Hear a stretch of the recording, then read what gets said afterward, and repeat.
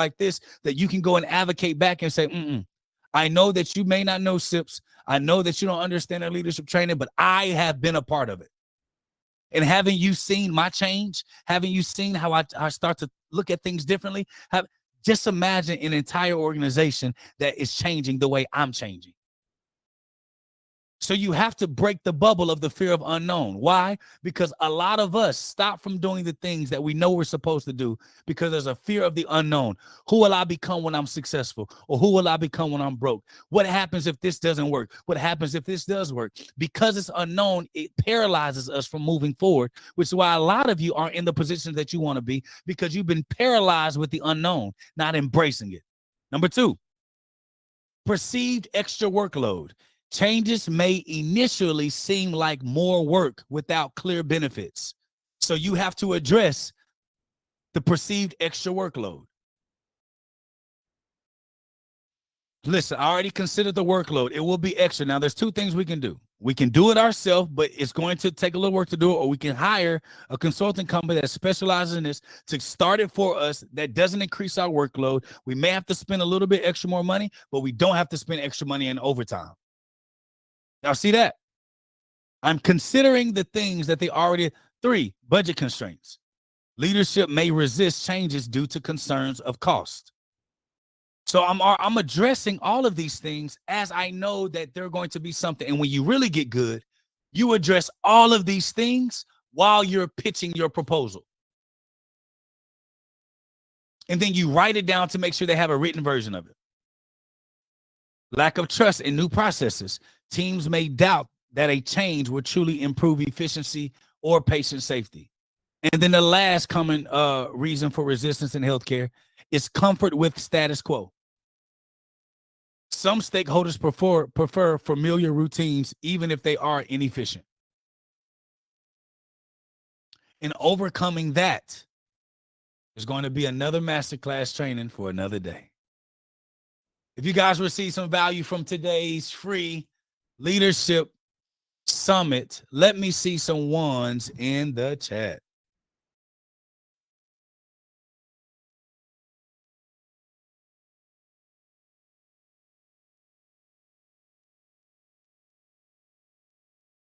If you have not already and you want more trainings like this, that's more concise with our curriculums, so that you can get certified, become a SIPS certified healthcare foundational leader and up. You really want to really learn and spend more time getting better at these things. This is what I want you to do right now. If you haven't set up an appointment or you're not already in the SIPS Leadership Institute, what I want you to do, there's a QR code right here.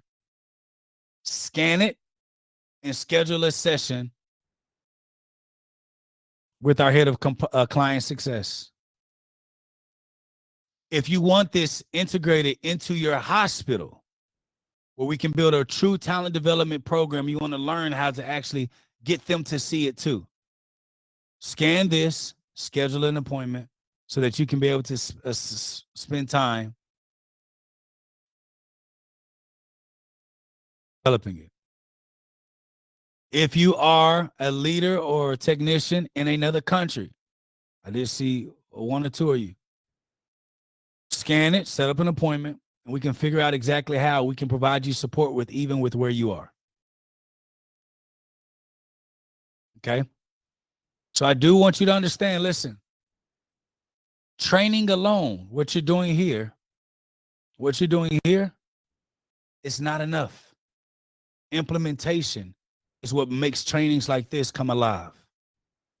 And with our programming, we can truly help you become the leader that I know that you desire to be.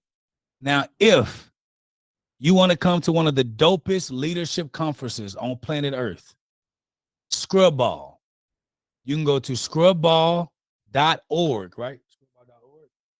Ignacio is going to put it in the chat. Scrubball.org. Every year in June, we host the funnest, liveliest leadership conference for our industry. Periop Sterile Processing OR. They come and you come and get all of the best work so that you can learn, continuously be the leader that I know that you dream to be. Okay, scrubball.org. schedule an appointment, figure out how you can get to Dallas, and we can continue to add value. But most importantly, give yourself a pat on the back for showing up on a Saturday, getting better by learning what you need to do to get great. So if you have not joined the Executive Edge community, where they go? Where do they go?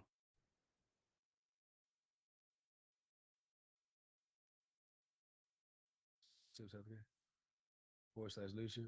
You can go to sipshealthcare.com/leadership to join our free Executive Edge community. Moving forward, all of our summit trainings will be inside of that community. I'll be doing pop-up leadership trainings here and there. That's our free community. It allows for you to get a taste of what the SIPS Leadership Institute really is. And then for those who want to go the next step and say, you know what, it's time for me to take my leadership development seriously. And I need to be developed by people who really know how to develop leaders. You can, when that QR code can help you schedule an appointment, or you can reach out to Casey on LinkedIn or Avery on LinkedIn, and we can be able to help support you get there. And last but not least, tell everybody there are no trainings that are happening like this that are really in deep, talking to you about the things that you actually need, that's not superficial, but we're really getting better. Because if anything is needed, we need the best leaders in healthcare, if anything. If we can get the best leaders, just like in the military, in healthcare, the type of innovation and change that we will see is unprecedented. And if we want people to look at SPD just as they look at every other department, we have to raise our level of awareness as leaders. And it's more than just knowing your people's name and their birthday. We have to develop and become bred to lead. This is Dr. Jake Taylor Jacobs, President and COO of SIPS Healthcare.